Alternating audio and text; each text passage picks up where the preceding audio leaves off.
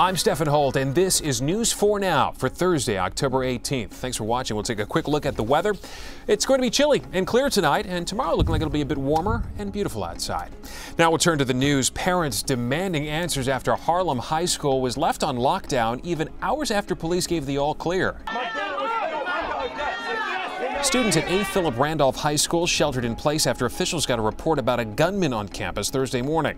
The principal said it turned out to be a BB gun, but video in the school showed police prepared for the worst with automatic weapons and sledgehammers. Frustrated parents gathered outside the school and had to wait until the end of the school day before seeing their children. Nobody has told us nothing. Nobody from the school called us and let us know what's happening or what happened or if we could call. Nothing. We just had to find out from our kids to come because they're scared.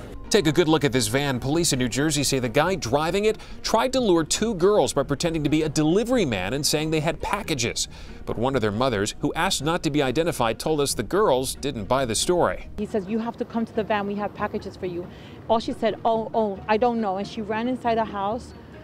She locked all the doors, and then she called us. Health officials are on alert after a pair of measles outbreaks in Brooklyn and in Rockland County. 6 children came down with measles in Williamsburg's Orthodox community. In Rockland County, another 11 contracted the virus, along with 3 more suspected cases. In both outbreaks, the first patient had recently visited Israel. Rockland County Schools is now warning parents not to bring their children to school until November 3rd if they haven't been vaccinated. On the Upper West Side of Manhattan, President Trump's name has been taken off the side of another condo building. Workers pried the Trump Place signage off the building, now known as 200 Riverside. 3 neighboring buildings also removed the Trump name last year. Condo residents say they're worried the Trump brand would increase security risks and reduce property values. It was great when they came with their cranes and took down his name. People were cheering. He's a pariah in New York. And finally, they call it Mega Millions, but the jackpot is nearly $1 billion with a B, all up for grabs in Friday's drawing. It increased to $970 million, the second largest lottery pot in history. The winner would be the first since the end of July and could take home a cash payout of nearly $550 million. What would you do with all that money? That's all for News 4 Now. Stick around after this video ends to see how Port Authority police officers are training for the unthinkable and protecting millions of path riders. I'm Stefan Holt. Thanks so much for watching.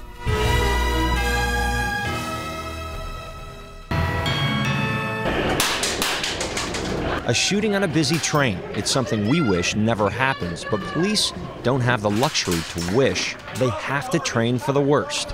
This training is definitely an elite training. Port Authority police are teaching this life and death training. Today's classroom, a real path train with real heart-pounding scenarios, including panicked passengers. And while these students are not firing real bullets, they're shooting simunitions. And yes, they still pack a punch. Show me your hands! Hands! Drop the gun! The Port Authority is training for any scenario, from an active shooter to a suicide bomber. That's right. Port Authority has the technology to safely train on how to handle a suicide bombing. You remember Port Authority police handled the first suicide bombing attempt in this country's history nearly 1 year ago, underground at the bus terminal subway station. Experts say officers handled the situation with textbook expertise. This team credits the training they received way before they ever faced it in real life. We constantly prepare for the things nobody thinks about.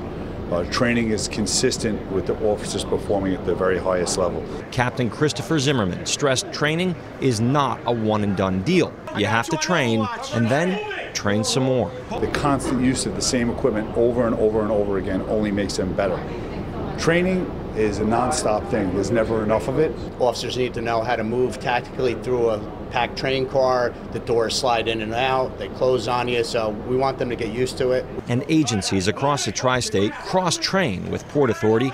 Chief Stephen ROTOLO says when it comes to keeping you safe on path trains, it's a team effort. There's no agency that could do it on their own, absolutely. In Harrison, New Jersey, Mark Santia, News 4 New York.